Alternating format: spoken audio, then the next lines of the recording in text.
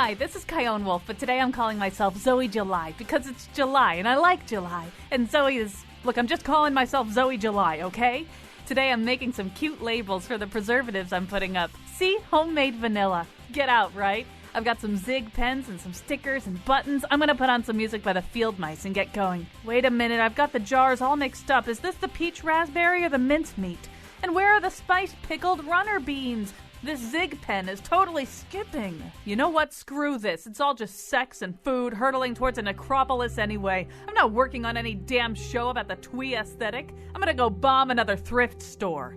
And now he's so Twee, he drew little purple rabbits all over his blood pressure cuff. Colin McEnroe. All right, so we're doing this show, and you know, one of the things I sometimes say in our staff meetings is I quote the great sage David Letterman, who, I don't know if he still does it or not, but he used to have this segment called "Is This Anything?" And a curtain would sort of part, and this some kind of act would sort of transpire, and he, and possibly occasionally assisted by various guests and his band leader Paul Schaefer, would discuss whether or not it was anything.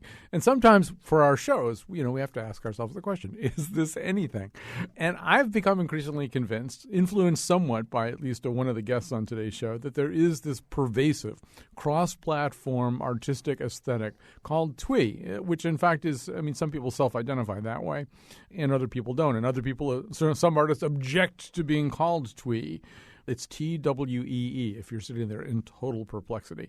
It shouldn't be that unfamiliar a term to you, but it turns out it is. In fact, we sent John Galliani out to ask people if they knew what it meant. Here's John Galliani. What, if anything, does the word Twee mean to you? Absolutely nothing. Twee? Yep. Nothing. I don't know. Just part of tweet, I guess. I do not know. Is that not that's kind of a style of rock music, yes? Okay, so there was one person who kind of knew something. In just a second, we're going to talk about Twee in movies with David Edelstein, our America's Greatest Living Film Critic from Fresh Air, NPR's Fresh Air, among other places, CBS's Sunday Morning, New York Magazine. But before we get to David, I want to talk to the person who kind of set me down this path, and that's Kiri O'Connor. You know her as the writer of the daily blog Mimo on the Houston Chronicle website. She's also now a columnist for the Houston Chronicle. The main way you know her, you listen to NPR. She's a frequent guest on NPR's Wait, Don't Tell Me. So I was talking to Kiri, and she had just seen Moonrise Kingdom, and she said, it's totally Twee. And that got us into a conversation, Kiri, but maybe you could begin by saying, what did you mean by that? Well, I think there are certain characteristics of the Twee culture that Moonrise Kingdom embodies. It's very smart, and Twee, I think, is all about kind of attention to detail, and nobody has the attention to detail that Wes Anderson has. I mean, oh my God, those bird costumes. And, you know, I think it's very considerate of language. I mean, cupcakes aren't considerate of language, but the rest of it is. And I think, you know, it's constantly being inventive. Well, I think there's more than that. I mean, there's, first of all, it sort of comes from, actually, let's put David Edelstein into the conversation right away, because the lexicography of it is kind of a sore point with David anyway. So joining us now from NPR in New York City is David Edelstein. I think you should get the whole Scrabble story right off your chest right now, get it over with, and cleanse yourself. First, I want to say I am so thrilled to be on with Kiri. She has one of my favorite voices in all of radio, and it's sort of throaty and adorable, but it transcends Twee because it's so smart. And I just want to say wow. That. And I'm so excited. I have a thing against Twee because I played Scrabble with my in-laws, a dozen years ago, and I came up with the word Twee, and they all said, what's Twee? That doesn't exist. They all laughed. I tell you. They laughed at me. And I rushed over to the dictionary, and it turned out it was an unabridged dictionary from the early 60s, and there was no Twee there. Now, apparently it comes from, they date it to 1905, but it was primarily used by the British, and we know its derivation, right? It's a corruption of sweet, right? It's baby talk for sweet, like you're going, oh, the baby, it's so sweet, And I guess that was picked up by Tweety Bird. I thought I saw a pussycat. You know, that was terrible, but, you know, it's so sweet. And so, of course, it's a derogatory term because nobody wants to be perceived that way, right? Well, is it a derogatory term? And I throw it back to Kiri O'Connor. It does seem as though, I mean, certainly within the world of pop, and we'll come to that later in the show, but in other circumstances as well, too, there are people self-identifying as Twee these days. Yes, I think Twee is, becoming more respectable. And let's just talk about this movie Moonrise Kingdom too, because David, listen to the sigh. I could hear that sigh all the way down the line here, because David Edelstein, although exhale into them. You haven't completely dismissed Wes Anderson. No, I don't. I don't dismiss Wes Anderson. I really respect Wes Anderson. He's not to my taste exactly, because I find that Twee, there's a kind of fatuousness. There's a kind of willed fatuousness, a kind of willed idiocy that comes with Twee. You kind of have to give your characters a certain tunnel vision, a certain deadpan that represents a lack of any peripheral vision, sort of little people on their own little courses. And I find his very finicky, if you'll pardon my French, mise en scène, his little puppet stages, both exquisite and also they kind of upstage the drama that should be going on in the frame. Now, I don't speak for the large body of critics in saying that. There are people who regard this style as masterly, who believe that he has, in fact, created his own style, and that each one of these frames can be analyzed and examined and do indeed have an intense emotional quality. I see it sometimes. I don't see it. I don't feel it other times. First of all, it's one of the few times somebody's ever said, pardon my French, and then actually spoken in French as opposed to doing something else. So right away, that was kind of a Twee moment. But merci beaucoup. There is something about the childlike being taken seriously in Twee. And I mean, I think that sort of goes on all over the place. And when we talk about Twee, we are talking about sort of, I mean, if Twee has a goddess, it's probably Zooey Deschanel. And she's adorkable. She's adorable. Zooey Deschanel is adorable. And there's obviously a kind of sunniness to it. And I'm wondering if it's kind of a response to something. I don't really know exactly what, but maybe just a response to I'll throw it back to Edelstein for a second. I want to hear Kerry O'Connor on this too. But is it kind of I mean, you're more of a Tarantino guy. Do you think Twee is sort of like the sweet answer to Quentin Tarantino? I guess it is. To me, it has an element of camp in it, and I really don't like camp. In other words, it's kind of exaggerated. As I said, the characters are dumbed down.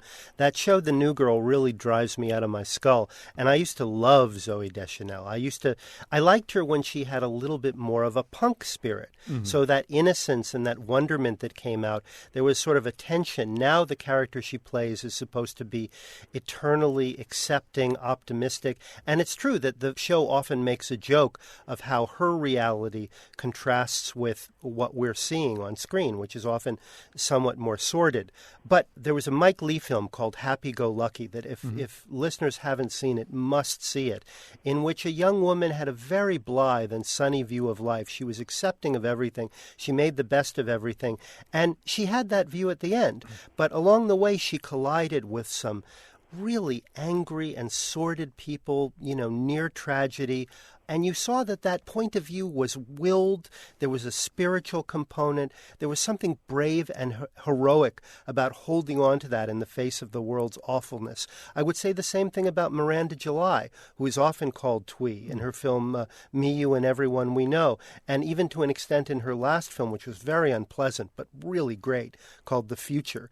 Again, you see this sort of dainty cutesiness butting up hard against this sort of nasty reality of the world and somehow surviving, but surviving in counterpoint within the work itself. You know what I mean? The whole universe isn't Twee, as in a Wes Anderson movie. See, There's real drama there. I would disagree about the Wes Anderson movie, but I'll throw it over to Kerry O'Connor. To me, in that movie and in a lot of Wes Anderson movies, including The Life Aquatic with Steve Zissou, which has all these Twee touches, once again, I think lots of little maps, little sort of cartoony looking maps flashed on the screen and strange little glowing fish and stuff like that. It's always kind of juxtaposed against this incredible adult depression. Exactly. Exactly. I was just talking to a friend of mine about that, and he said, the aesthetic is Twee, but a lot of the characters have nothing to do with Twee. They're just incredibly depressed.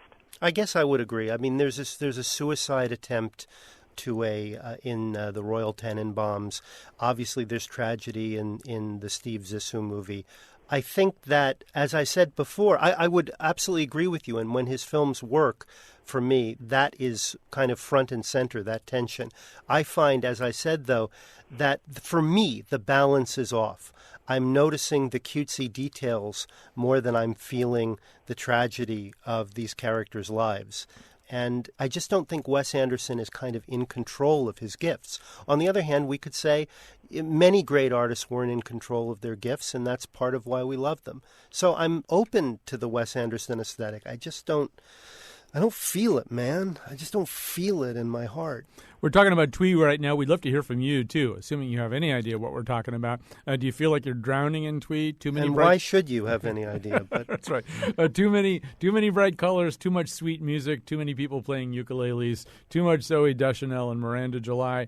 By the way, I regard The Future by Miranda July as borderline unwatchable, but maybe I need to watch it again. No, it is. It's deeply unpleasant. And yet, let me just say something about that. There's a motif all through the film. She shows little cat paws, and she has a squeaky voice. She embodies this cat. Well, there's called a cat. Paw Paw. There's a cat that's narrating. In not as nice a voice as Kiri O'Connor's, narrating the whole thing.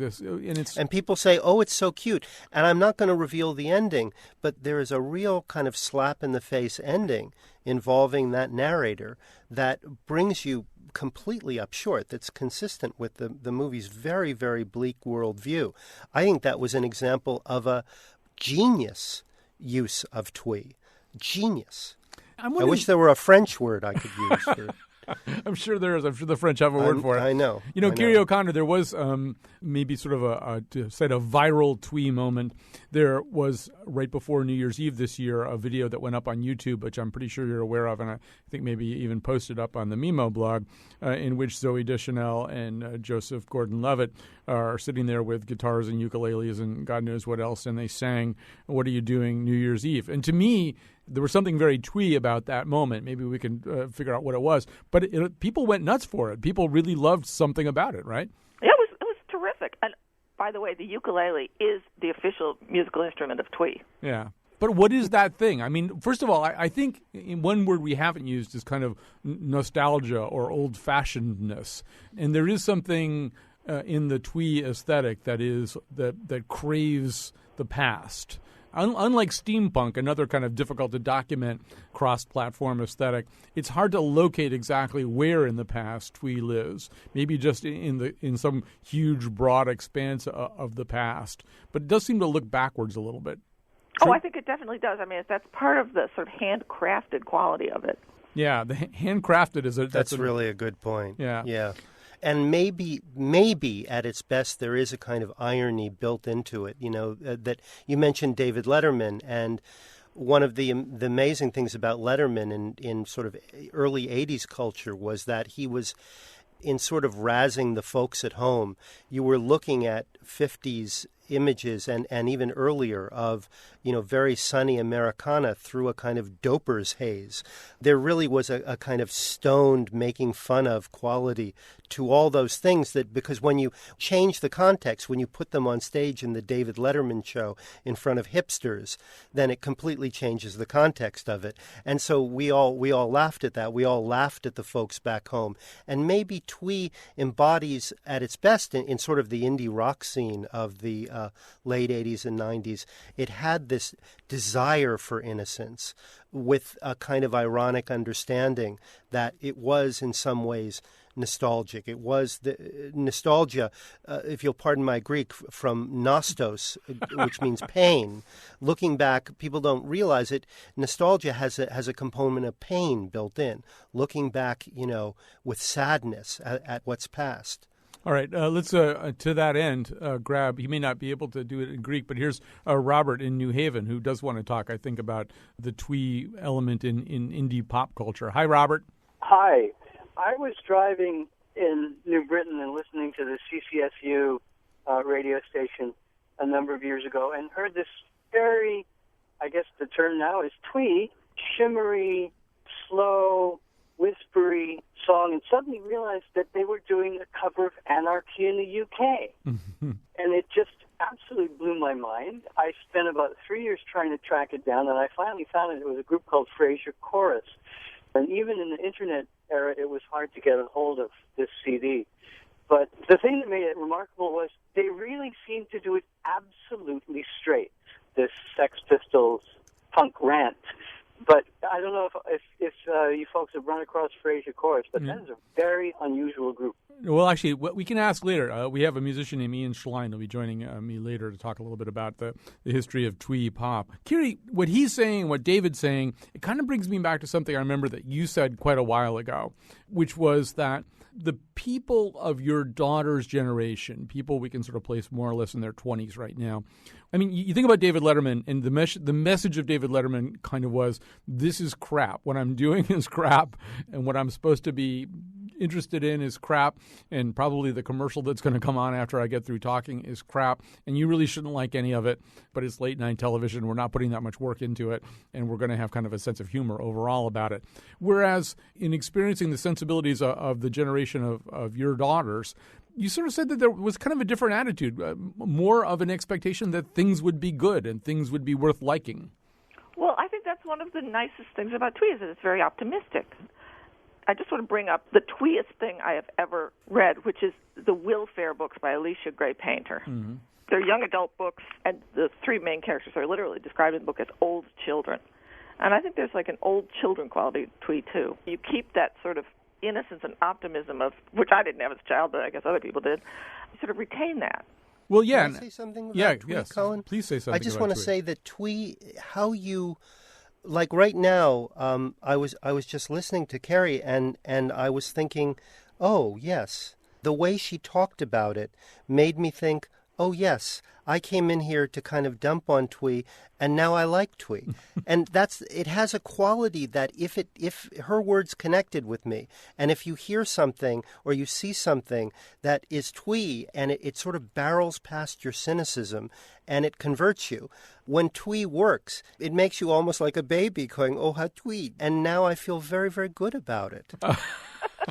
I don't know if we can ride all of these moods out all the way through, but it's possible. I guess the larger point is the context of Twee is hugely important to its impact. Another interesting thing about Twee is I think particularly within movies, there's come to be a real visual signature for Twee. And it is kind of the mixing of media. Kind of, I think about those opening credits for Juno, where there's really kind of an unusual kind of graphic thing going on there that's very cartoony, and there's all this very childlike old children, to use Kiri's phrase, Moldy Peaches songs going all the way through it. In grasping for a term to describe that at the time and to describe other movies that I can think of that I might mention over the course of this conversation, all I could think of at the time, because I couldn't think of Twee, was sort of postmodernist, this kind of idea that you kind of throw all the categories to the wind and mix all kinds of things together. But to me, and now that I think about it, that really is a Twee movie. And Juno might be one of the first really mainstream Twee culture experiences. It kind of has everything. I hated it. I loathed it.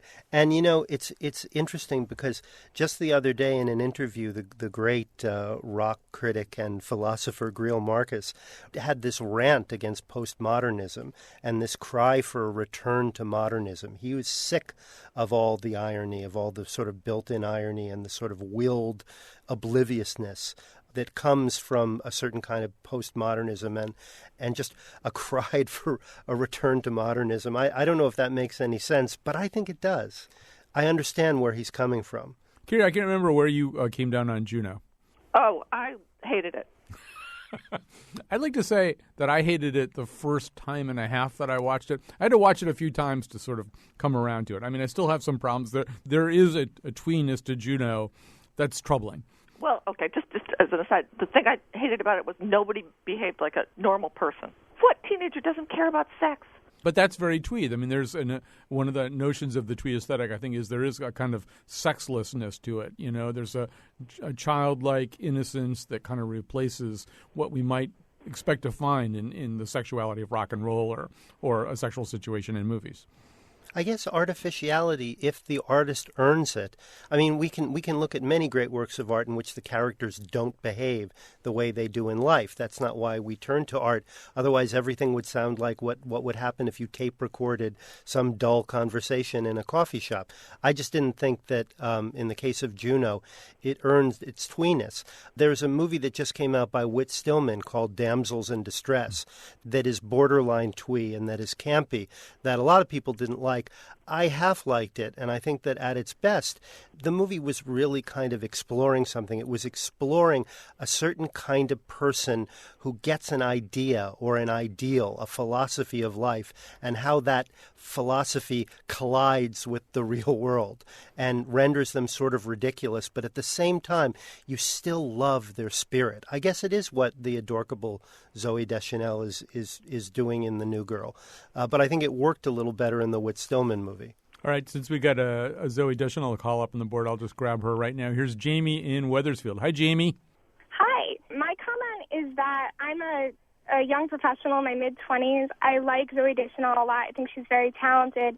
And it's very refreshing to see a young woman in a very positive role who's being very successful. And as someone kind of in the business world who works a lot with men and technology, she makes me personally feel like it's okay to be an adult and to take myself seriously, but to still be successful and to still be smart. So it's almost like with her, you get the best of both worlds, and I think she's a really great role model for young women, especially.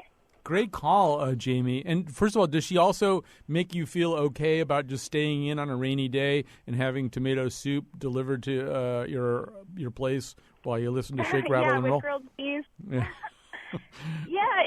She makes it feel like it's okay to just be you. Like, you don't have to go to work and act, masculine and authoritative. It's okay to be feminine. It's okay to be optimistic. It's okay to be yourself and to not be afraid that people aren't going to take you seriously because of it.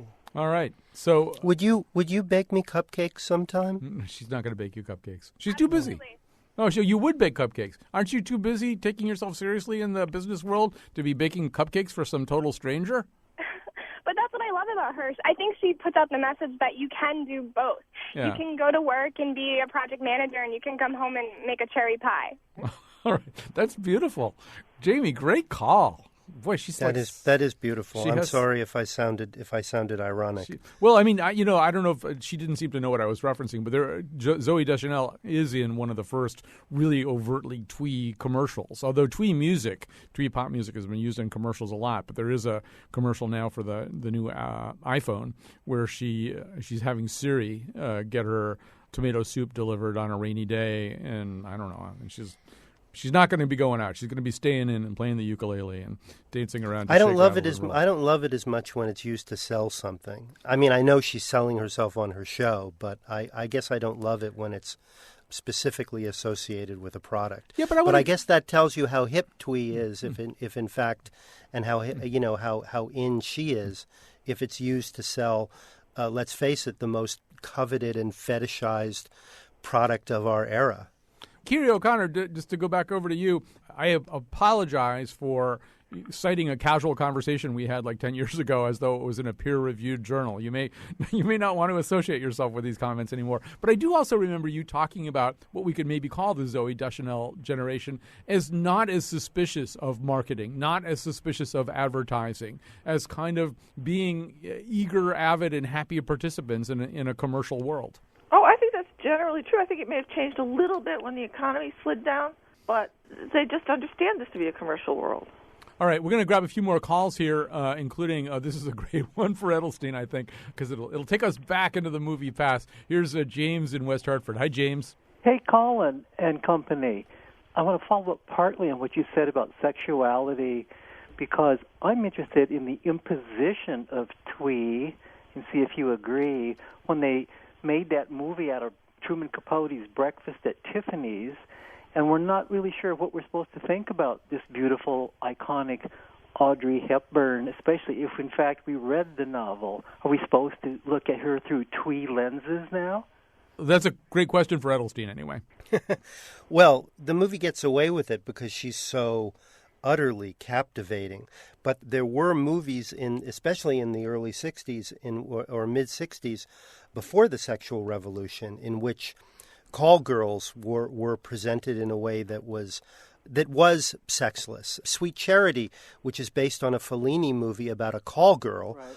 She became a dance hall hostess right. in the musical Sweet Charity. So there was that kind of scrubbing going on all through the early 60s. And I guess when people do look at Holly Golightly now, they don't look at Truman Capote's Holly Golightly. They look at Audrey Hepburn's Holly Golightly. And that's a brilliant reference because that is what a girl could aspire to. If you'll pardon my twee vocabulary, she is an adorable flibberty gibbet. Yes. A beautiful answer. I don't think anybody could possibly improve on that. Let me grab one more call here before we take a break here. David in West Hartford. Hi, David. Hey, Colin. I really enjoyed all of Whit Stillman's movies, and I have a quick question for David about that. But first, I got to say, I can't stand Zooey Deschanel. I can't stand the word adorkable. I don't ever want to hear it again. I think it should be shelved, just like LOL. We should never, ever type LOL or say it again, ever. And I almost think it's contrived. She might be a nice person, but she may have just decided, oh, you know what? I'm a dork, and I'm still cute and sexy, and I'm going to work that. So it's disgusting to me.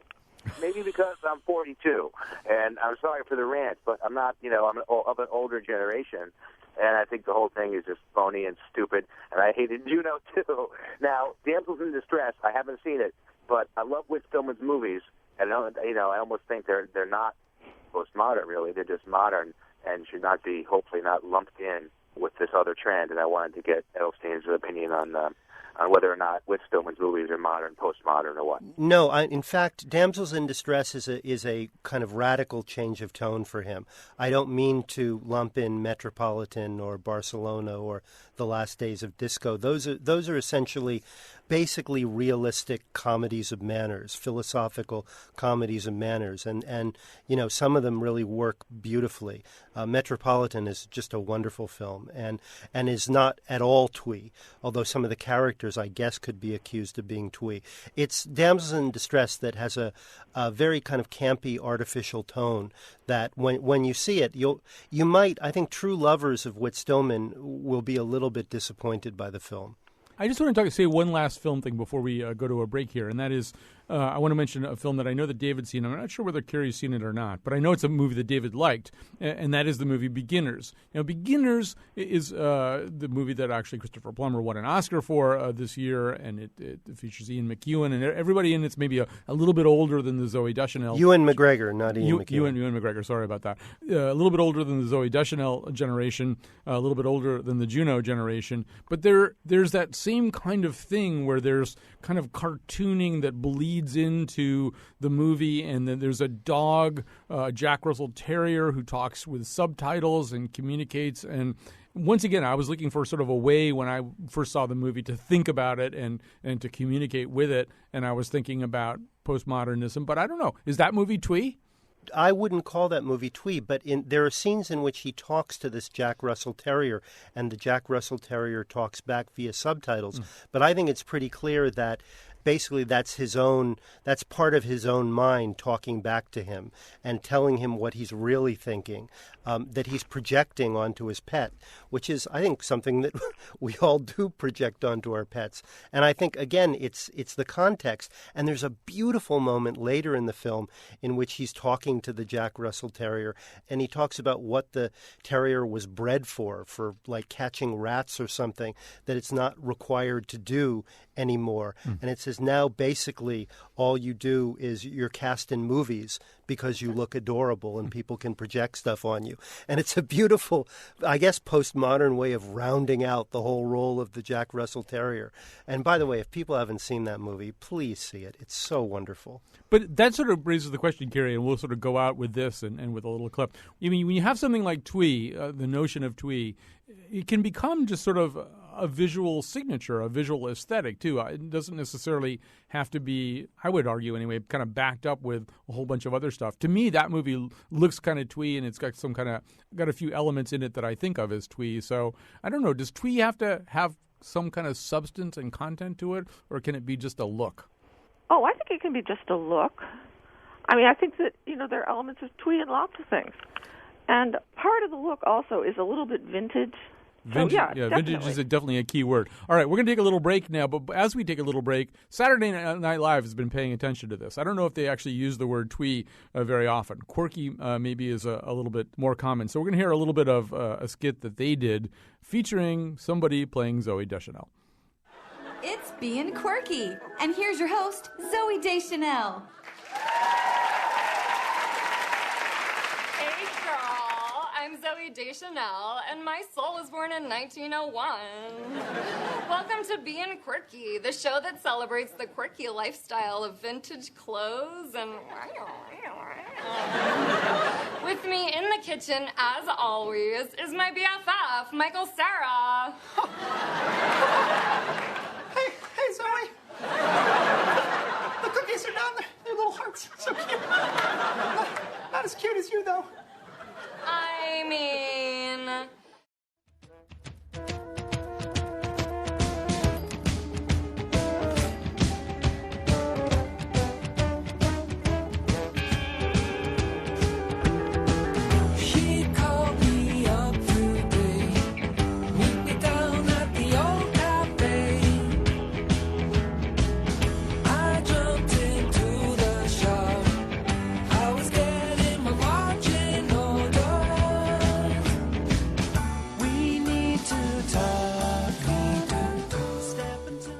All right, that's Belle and Sebastian, who are often cited as one of the kind of proto-twee groups. But twee in music is a pretty complicated thing, and it does seem to have arisen mostly in England in the 1990s, particularly on the back of a label called Sarah Records, and a bunch of groups that came out through that. And a lot of those musicians and fans of that music do self-identify as twee bands and as fans of twee pop or of twee music. But it's a complicated thing, and twee obviously does have some pejorative connotations here. I want to quickly mention Kiri O'Connor will be staying with us for the whole show. We'll kind of round this whole thing out in the final segment. But we're going to go into the world of music a little bit right now. Joining us right now is Ian Schlein. He is a musician. He also has some experience in the record store business, too, probably right around the time that twee music was for sale and people were buying it.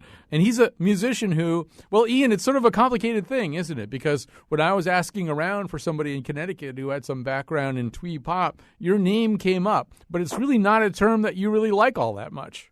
No, I really don't. I've never really felt myself to be twee, but I love all the Sarah Records stuff, and a lot of the bands on my label that are called twee, I really don't even understand why they're called twee, but I noticed that they're all grouped together that way. Because, I mean, there's nothing especially precious about a lot of them. It's just that they don't have any artifice in the way of their willingness to just let it all hang out and be emotional and not put on fronts of toughness and stuff. You know, that kind of is how I related to that sort of thing. And so is that your sort of attempt? I mean, obviously, you shouldn't be in the position of having to define a term you don't even like very much. But when you try to define it, is that sort of where you come down? Is that what makes something that's twee pop? That's something that makes what people seem to call a lot of stuff that I liked that was called twee pop. Give us an example of one or two acts that you really liked. I really liked the Field Mice, the aforementioned Field Mice. All right, actually, let's play a little bit of the Field Mice right here, just so people can get an idea what we're talking about. This is between hello and goodbye. I love the way you look at me when you want me to hold you. And I love the way it feels when you place your arms around me. Because of you I have known both happiness and heartbreak. You always have to leave. You always have to leave. And I can't promise. You know, I really like that too, actually. But I think, Ian, one thing we could sort of think about a little bit is that music was sort of coming of age in the 90s, maybe sort of at the tail end of punk, and maybe as kind of a response to punk, too. That it's sort of the opposite of punk in a lot of ways. Well, I think that's the reason that the word twee was used as a pejorative term so much, because a lot of these bands were not seen as tough, you know. And then, like, a band like Sneaky Feelings from New Zealand, they were bashed by some of the higher-ups of the scene as being wet. because they weren't as tough. They were melodic. Certainly in the early 90s, indie rock scene was, especially in America, was very male, very tough, very distortion heavy, and it was all about posing and posturing and stuff. And I think anyone that was like willing to do stuff without distortion and actually have a tune and harmonies and stuff, that was just seen as maybe even threatening, but that's, I think, why it was seen as they had to call it a negative term, which I still think is a negative term. You know, it's interesting, though. I think some of those bands started to wear those qualities on their sleeves or on their T-shirts, and they did. And I don't really quite understand why. I mean, I guess in a way it'd be like people reclaiming the word queer or something. Well, yeah, and I think also there was its own kind of defiance, just in the same sense that punk was a kind of defiance that perhaps included some posturing with it. Then there came this kind of answer that, yeah, I'm going to wear my heart on my sleeve, and I'm going to be very direct about my emotions in my music. And there's a phrase that I can't say on the radio, though the first two words of it are Twee as, that started to turn up on a lot of T-shirts, and there's a Tumblr blog, and it's a very defiant term. And you know, a wonderful article by Nitsu Abebe, my New York magazine colleague in Pitchfork that you sent me, yes. The story of indie pop, that actually is, I think, a brilliant summation of the late 80s and 90s indie twee music. Well, I think there's an element that we haven't really mentioned here about the so-called twee music, and that is that it does have a feminine quality to it. You know, that's very anti-punk. Well, yeah, and I think, Ian, you're sort of getting at that. Well, I think it's interesting, too, like a band like Beat Happening, they definitely are cited as a big influence in the twee circles, but they always called their label K, a punk label, and their website is kpunk.com. Actually, and they also always, people talk about the asexuality, but I mean, their lyrics are like pretty blue some of the time and definitely a little bit bizarre. The same thing about Heavenly. The group Heavenly has an EP that is in fact, you know, a story of date rape, but is told with the sweetest and catchiest pop melodies imaginable. Just so Beat Happening isn't a total abstraction to people, we'll just play a little of that right now. This is Run Down the Stairs.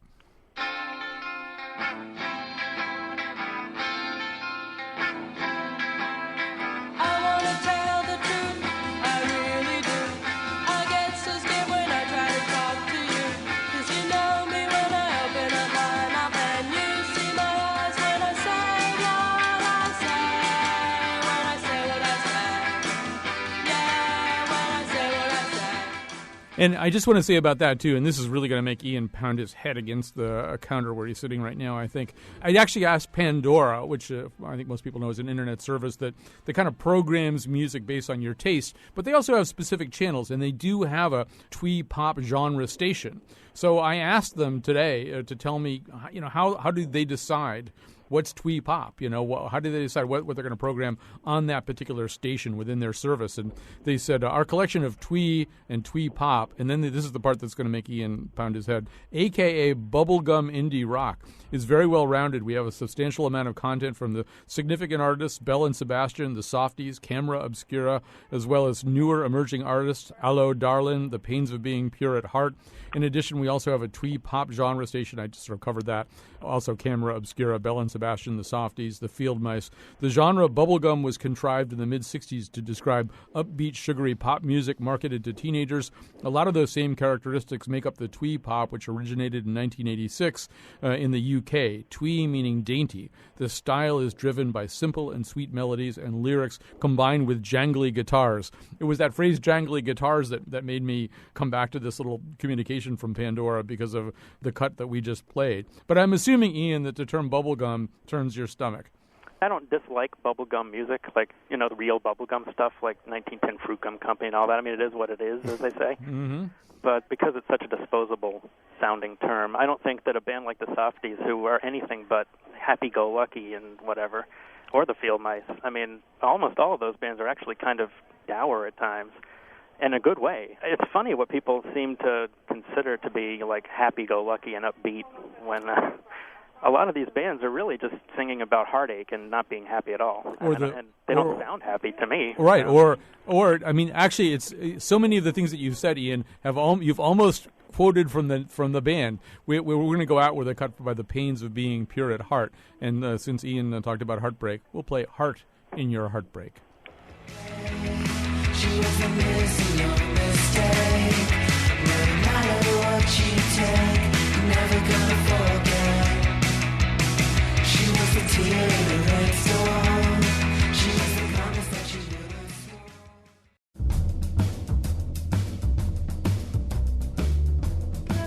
I'm starting a twee pop band called the Summer Fun Yellow Honey Bunch Awesome Ponies Who Are Pure of Heart. But why can't I work the word balloon in there somewhere? It makes me so angry I want to beat a butterfly to death with an apple. Actually, that would make a good name for our first single. Today's show was produced by Patrick Scahill and me with help from Lydia Brown and John Galliani. The part of Bill Curry was played by Jason Schwartzman. And now, back to Colin. Well, now we're talking to the author, Mark Spitz. His book is Twee, The Gentle Revolution in Music, Books, Television, Fashion, and Film. And I don't know, I have to sort of place all this in time. So we conceived of this Twee show, really, I guess, a couple of years ago, or a year and a half ago, and I conceived of it, and nobody knew what I was talking about. I mean, including the producers. They kept looking at me like I was crazy, and I kept saying, no, there's this thing, it's the Twee aesthetic, and it's gone from being this dismissive term to a somewhat affirming term that people eagerly participated in. And people still stared at me. And so now I feel like, Mark Spitz, if you had existed, well, you did exist, but if you'd existed as the author of Twee back then, my whole life would have been so much easier. When and how did you feel as though you started to pull together this notion of Twee as a cross-platform, interdisciplinary aesthetic movement?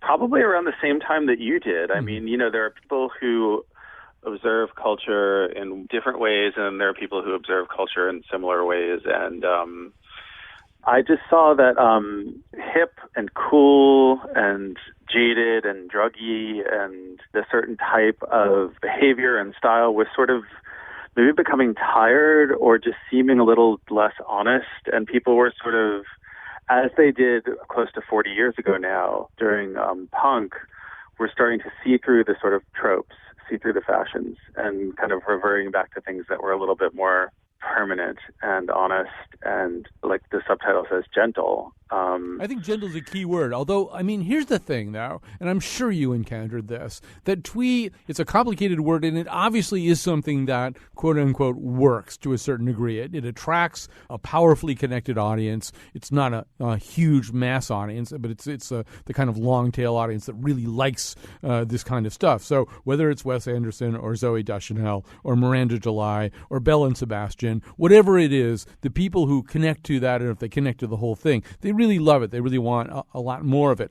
On the other hand, I don't think it's a word that has completely shaken off some of its negative connotations. So that, I don't know what happened to you as an author, but my experience anyway was, if you call up Miranda July's operation and say, we're doing a show on Twee, we'd like Miranda July to be on, there's a kind of stony silence. Like, yeah, that means what? What are you saying right now?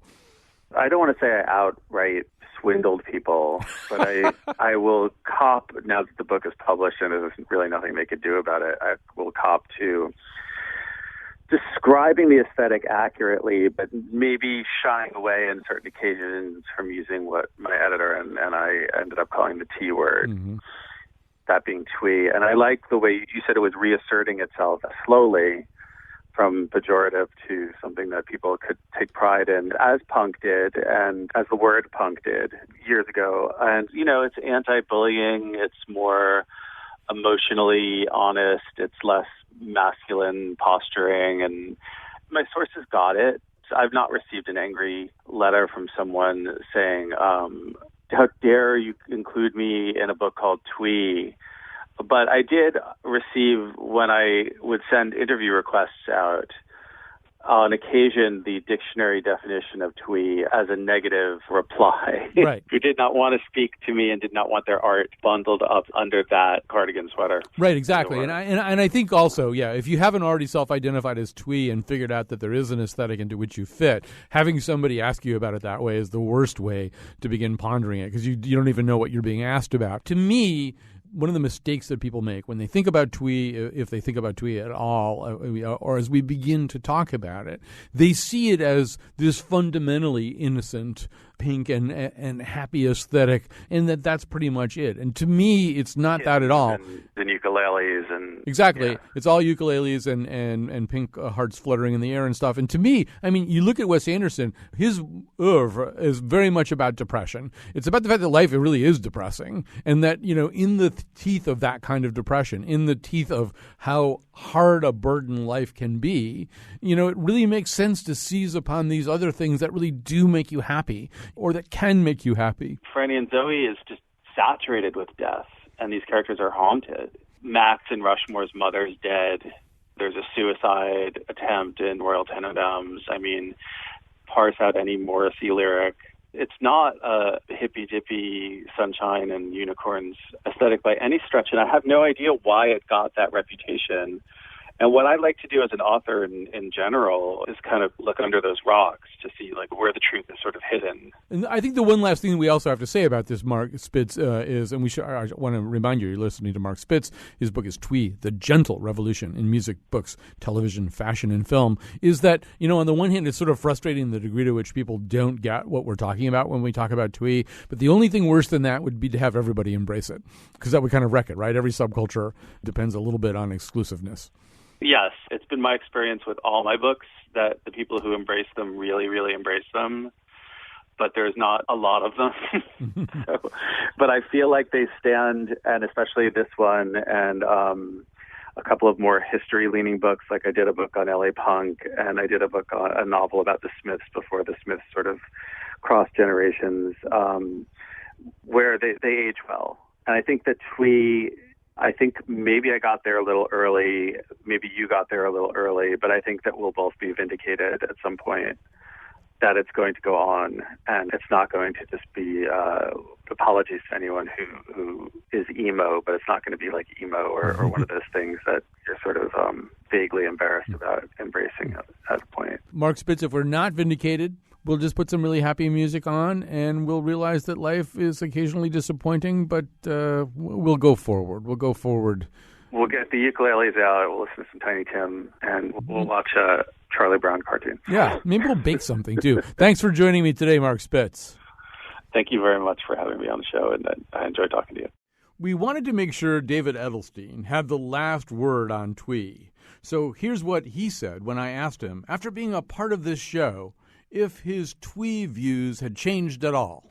I still prefer the drama of the sweet and the dainty juxtaposed with the harshness of real life. At the same time, just in the course of this conversation and talking about the music, I'm coming around to the idea that maybe we need Twee, maybe as a counterpoint to 9/11 and to, you know, what we see on the street every day. If you can do it in a way that's not fatuous, that is kind of true to those childlike longings for harmony. Let's face it, I mean, what we're talking about is not dissonant music. We're talking about harmony. Again, my favorite is, you know, a group like Belly. Tanya Donnelly's wonderful 90s group is an example of using a kind of tweeness but juxtaposing it with some very harsh and discordant chords. That's my preference. At the same time, just in the course of this conversation, I've come to kind of love and respect what Twee at its finest can represent. That was the show that we did 2 years ago about Twee, except that some of it we did just a few weeks ago. We'd like to thank David Edelstein, Kiri O'Connor, and Mark Spitz. Thanks to you for listening to Twee.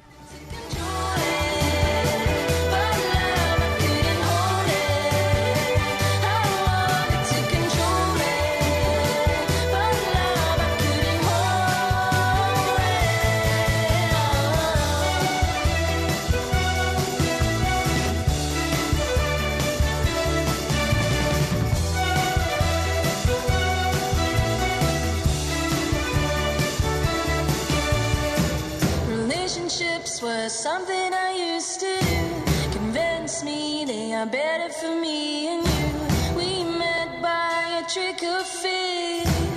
French Navy, my sailor, I wanted to control it, but love I couldn't hold it. I wanted to control it, but love I couldn't hold it. I wanted to control it, but love I couldn't.